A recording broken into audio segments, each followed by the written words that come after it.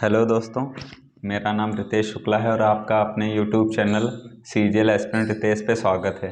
आज मैं आपसे इंग्लिश की स्ट्रेटजी के बारे में बात करूंगा, ऐसी स्ट्रेटजी जो मैंने फॉलो की है। सबसे पहले मैं अपने बारे में बता दूं, मेरा सिलेक्शन CHSL 2024 से MA ministry of external affairs से सेंट्रल पासपोर्ट ऑर्गेनाइजेशन में हुआ है और मेरी CHSL से ऑल इंडिया रैंक 629 है। और CGL 2024 से मेरा सिलेक्शन पोस्टल असिस्टेंट की पोस्ट पे हुआ है। अब मेंस की बात करें तो CHSL मेंस में मेरा स्कोर 112 था out of 120 and CGL mains में 123 था आउट ऑफ 135। अब मैं बात करता हूँ इंग्लिश के बारे में। इंग्लिश की स्ट्रेटजी को मैं इंग्लिश का मेन कंपोनेंट को मैं 3 भागों में बांटना चाहता हूँ। सबसे पहला कंपोनेंट है ग्रामर और दूसरा वोकैब, तीसरा कॉम्प्रिहेंशन। तो हम लोग एक एक करके सारे चीज़ों के बारे में बात करेंगे। सबसे पहले अगर मैं बात करूं ग्रामर की, ग्रामर ऐसा है जिसपे मुझे लगता है कि अधिकतर लोग ज़्यादा समय देते हैं और ग्रामर के ही नोट्स बनाते हैं और वो यही समझते हैं कि अगर ग्रामर के नोट्स सारे मैंने कर लिए तो मेरी इंग्लिश स्ट्रांग हो जाएगी।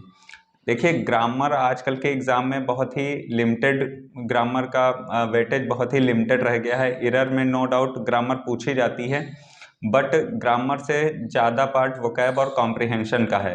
ठीक है, तो हम लोग सारे चीज़ों के बारे में बात करेंगे। ग्रामर की तो अगर मैं अपनी बात करूं तो जब मैं लखनऊ आया था तब मैंने ऑफलाइन कोचिंग भी की थी, लेकिन कोविड की वजह से 2-3 महीने के बाद ही मुझे वो कोचिंग छोड़नी पड़ी थी। ऑनलाइन मैंने रानी मैम से पढ़ा है। रानी मैम का यूट्यूब पे फ्री बैच है A to Z grammar batch, उससे मैंने पढ़ा है। और उससे मैंने पढ़ा है इस तरीके से कि जब वो पढ़ाती थी, जब वो क्वेश्चन स्क्रीन पे लाती थी तो मैं उसको पॉज करके उसका आंसर खुद से सोचता था, फिर उसको रिज्यूम करता था, और ताकि मुझे पता चले कि मैंने क्या गलत सोचा, क्या सही सोचा है। उनकी ग्रामर क्लास से अगर आप नोट्स बनाएंगे, 62 या 63 वीडियोस हैं, उसमें उन्होंने कंप्लीट ग्रामर पढ़ाई है।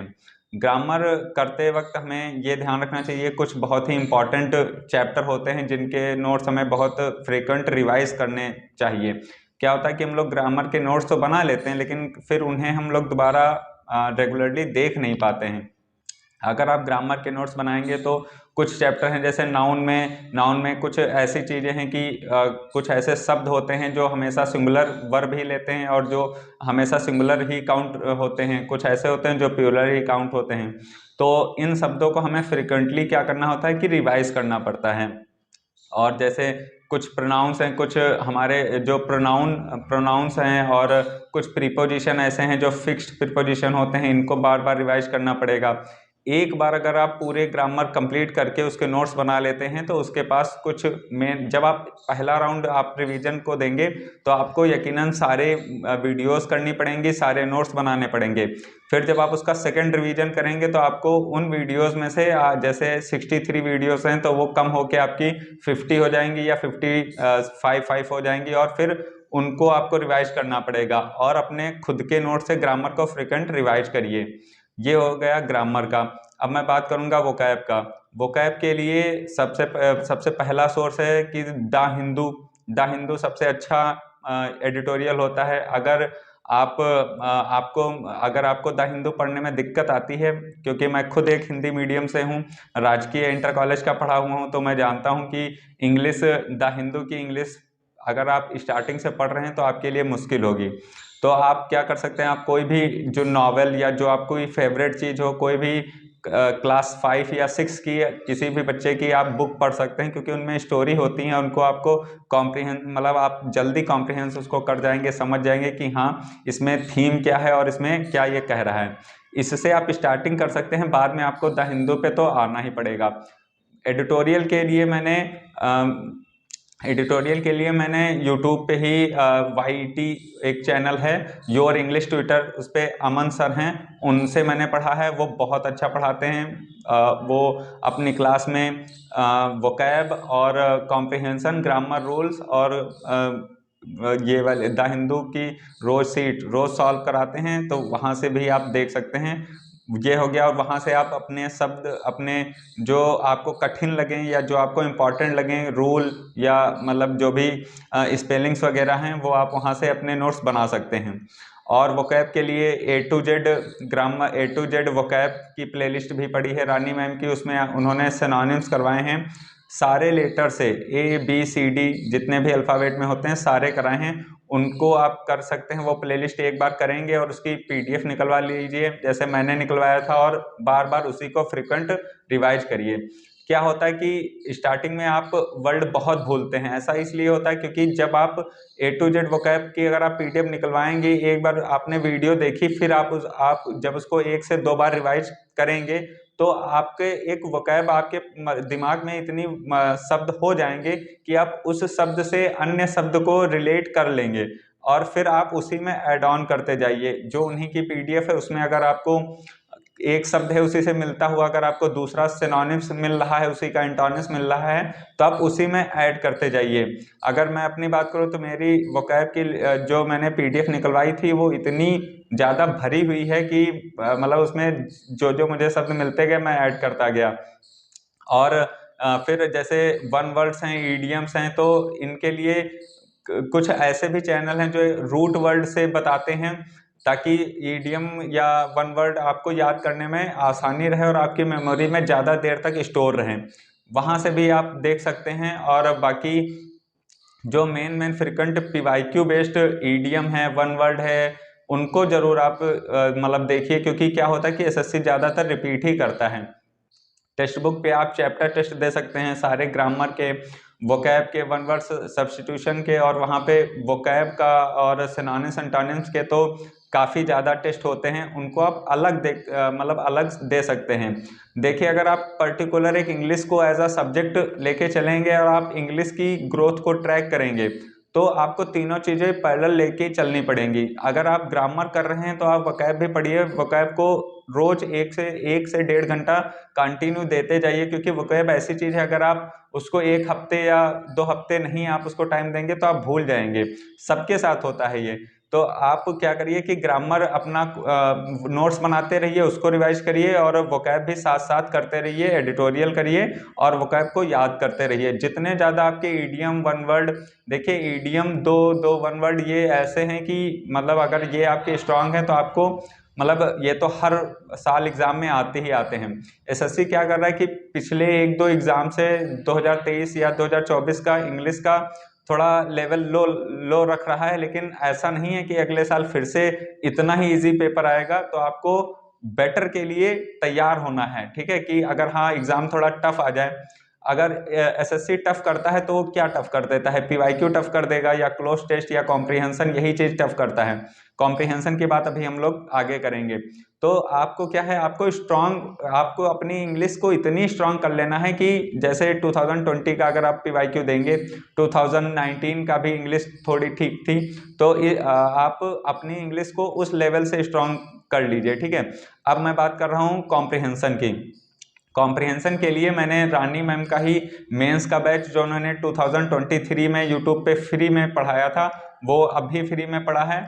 उसमें उन्होंने क्लोज टेस्ट वगैरह और सारे कॉम्प्रिहेंशन, 2 कॉम्प्रिहेंशन एक वीडियो में कराती थी और क्लोज टेस्ट कराती थी। तो वो मैंने, जैसे वो क्लोज टेस्ट अगर स्क्रीन पे आता था तो मैं इसको पॉज करके उस पूरे क्लोज टेस्ट को इम्तिनान से पढ़ता था कि ये इसकी थीम क्या है, पॉजिटिव थीम है, निगेटिव थीम है, और मैं इनमें ऑप्शन के अकॉर्डिंग मैं इनमें क्या भर रहा हूँ। फिर मैं उसको अपने आंसर को अपनी कॉपी में लिख लेता था, फिर मैं उनकी वीडियो प्ले करके जो वो समझाती थी वो भी देखता था, जो आंसर होते थे वो मैं सही गलत खुद को नंबर देता था।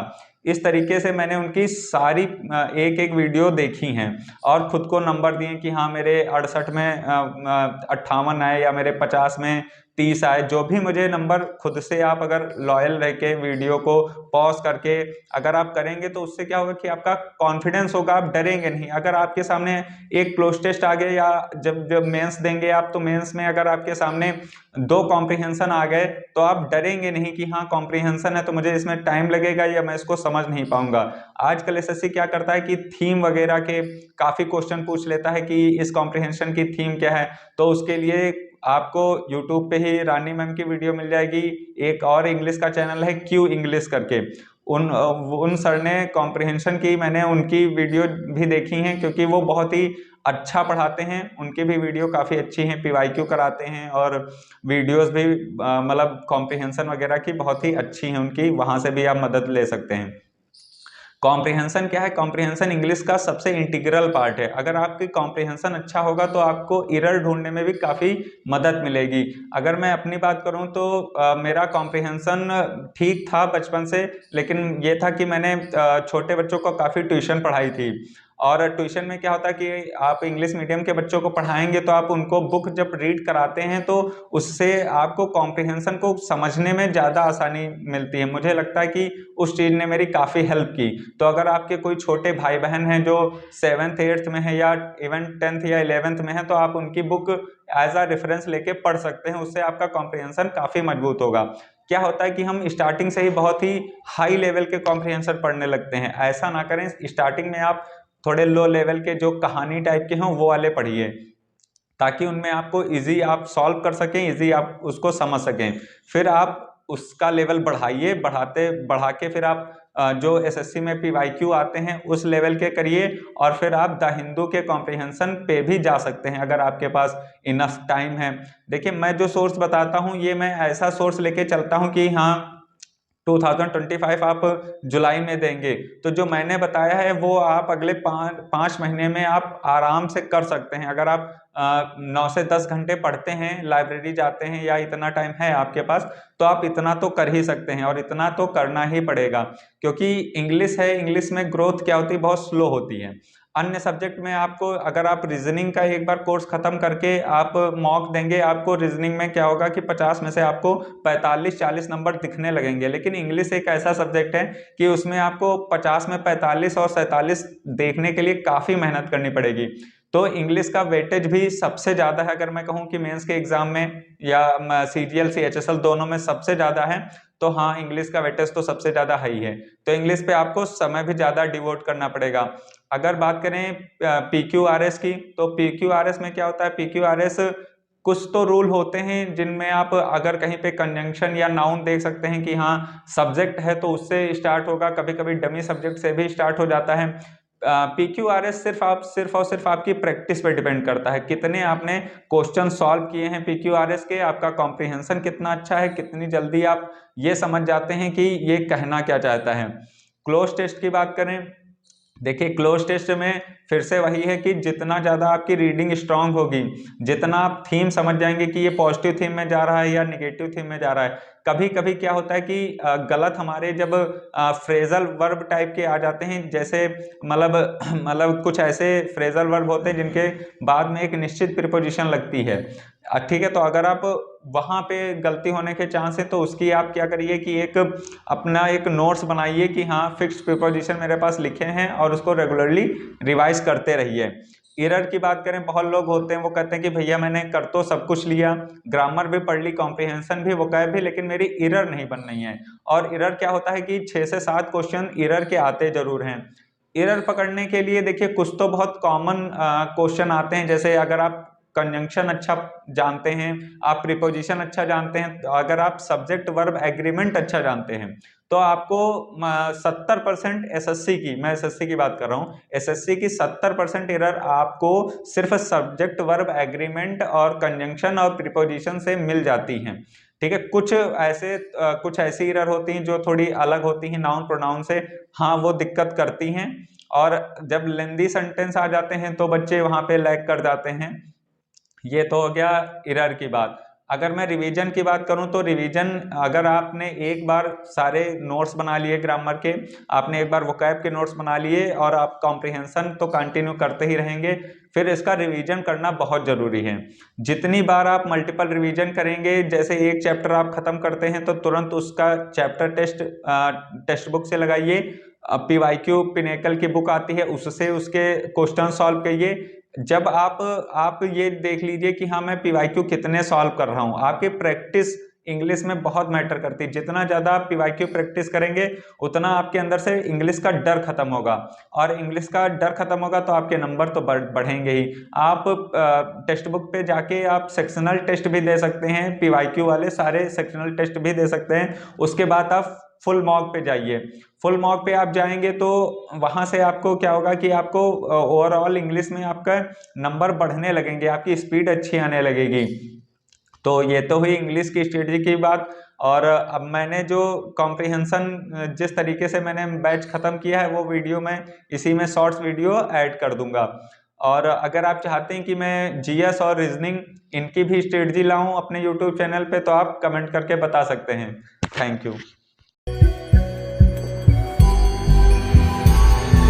चटनी पंजाबी नहीं फसनी तेरे तो ए कुड़िए पटाकी नहीं फसनी किसे तो तेरी अखियां शराबी ऐसी बकरी जमानी तू जाने मन आज जान जा। चटनी पंजाबी नहीं फसनी तेरे तो कुड़िए पटाकी नहीं फसनी किसे तो तेरी अखियां शराबी ऐसी बकरी जमानी तू जाने मन आज जाने जा। मुझे पीना से नींद तेरे जैसा नहीं कोई तेनू देख के मिला पसीने लब ज्यादा होए दिल करे ओए ओए कोई जागे कोई सोए कोई हंसे कोई रोए दिल ते बांध लो जंजीर तेरे राधे राहगीर दिल साडा है फकीर लकीर दा फकीर हुड़मुकाओ भी फटीक तू कुड़िए अखीर तेरा बाप भी अमीर थोड़ा बीत दा असर लिए आजा तू करीब तू गुस्से चाहत उत्ते बजते पटाखे खुद कुछ फट जावे जद लख तू हला दे मेरे दिल ते गिटार ते एक लीड ते बजा दे मारा दवी हथ नाल लठ नू हटा के चल हट परा हट कुड़ी हथ नालों ज्यादा नट खट फट फट झट पट तेरे उत्ते मैनू